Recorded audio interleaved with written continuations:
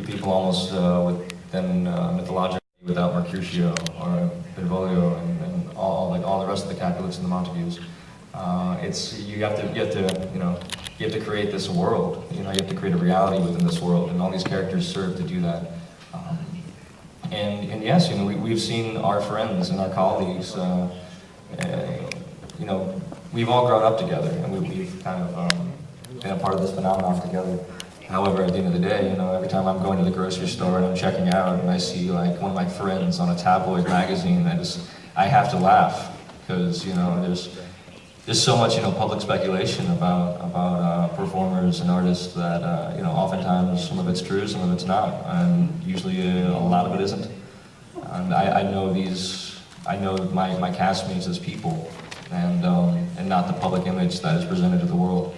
And I can guarantee all of you that they are wonderful people at heart.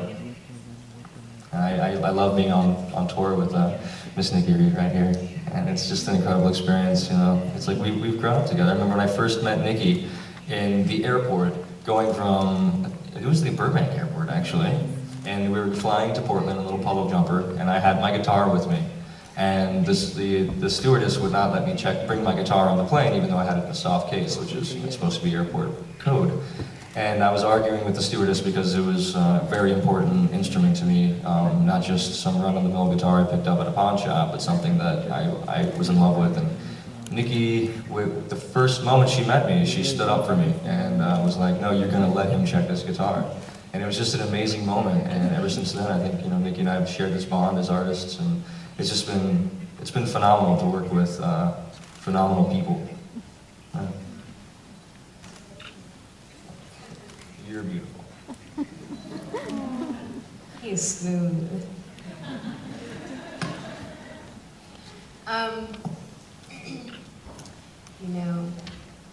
That's an interesting question. Things have changed. Jackson gave you a very ideal answer. And,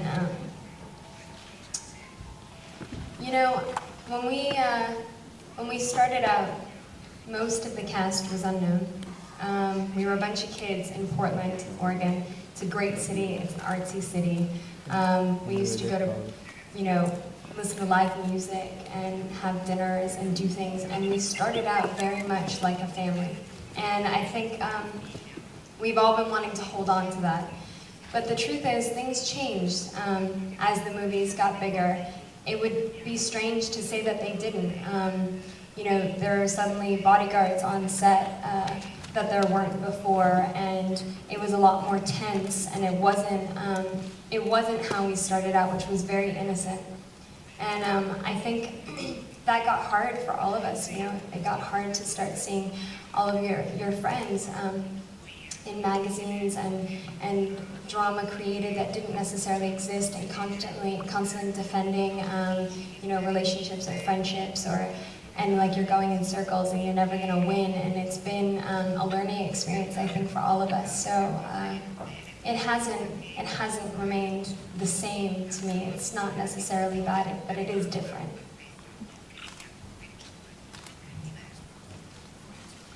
Ok, c'è una domanda lì dietro, poi qui.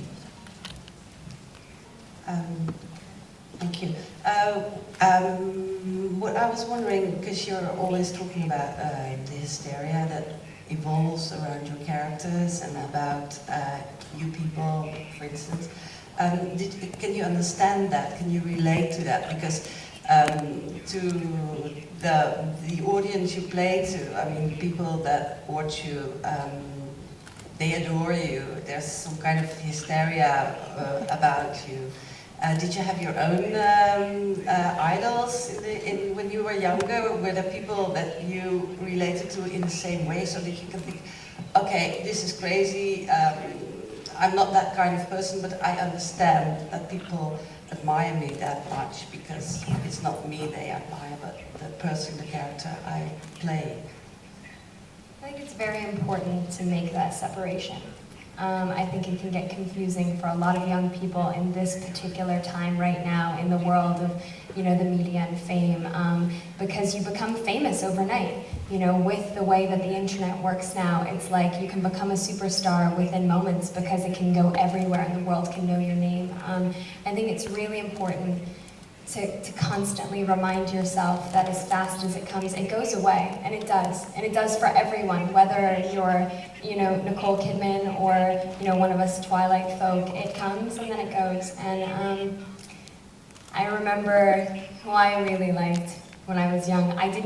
It was different because without Twitter, you can't Twitter stalk people, so you can't find out where they are and then immediately get there. But I did really like the Spice Girls. And my brother, who would kill me for saying this, also really liked the Spice Girls, so we used to listen together. But that was like back in the day when you used to actually go to the store and buy the CD and open up the insert and actually read the lyrics, and it wasn't just about going online and finding out what kind of coffee Scary Spice liked to drink. It was like actually understanding the music. Interesting that I made that connection with the Spice Girls. And then, Leonardo DiCaprio, I think I saw Titanic 43 and a half times in the theater. Yeah, I have to say, I agree with you. You have to have a separation. Your artistic life and your personal life are different. I think, I'm sure you find that too as a reporter. You have to make a separation in every aspect of your life. For me, if I saw the Rolling Stones, I would probably go a little crazy. I love them. But yeah, it's a little different. It's definitely different. I'm just saying, I am not Mick Jagger in any way. I cannot shake my body like that. I've tried, and I do not get my blood transfused like Keith. Sadly enough. I actually even tried wearing a skull ring because I loved Keith Richards so much. Didn't work for me. Yeah, I just couldn't pull it off. I think you have to have track marks to go along with it. It's entertainment. If it moves people, and that's a blessing. I don't. It's not like we wrote the series. We're actors, and we stepped into these roles. And we tried to bring as much life and passion to these roles as possible. And we're passionate about these characters. We really are. Like you were saying earlier, she asks, every director questions. You really want your character to be fleshed out as much as possible. It's our job to live those characters, but that they are characters, they are not us. And for me, there is no celebrity per se that I would fawn over to a certain aspect. I'm not going online and looking up people. I respect their work. I've been lucky to meet a couple of my idols, and I treat them just like my parents' friends. Just someone that it's I meet them, and it's an honor to meet them. Just like it's an honor to meet all the people that I've met here in Rome, and all the people we've been meeting in the past couple of years. You give love to get love, you give respect to get respect. So. Something my dad always taught me, and I'll carry with me. Ciao, io volevo sapere da Nikki e Jackson quali sono gli elementi secondo loro che hanno contribuito a fare di questa saga un fenomeno di massa, un fenomeno mediatico. Che cosa ha fatto realmente la differenza?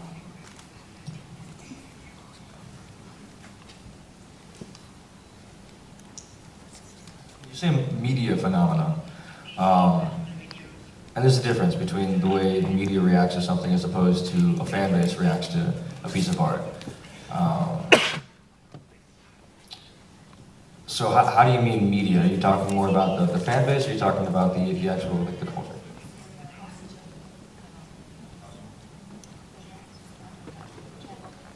Nikki, help me. I don't understand the question.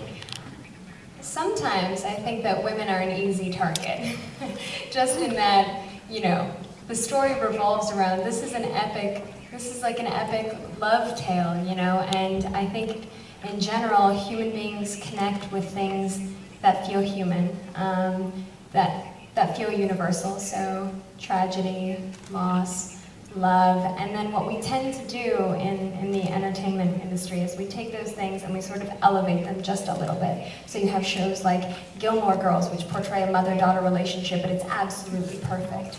And then you take this movie and it's like this love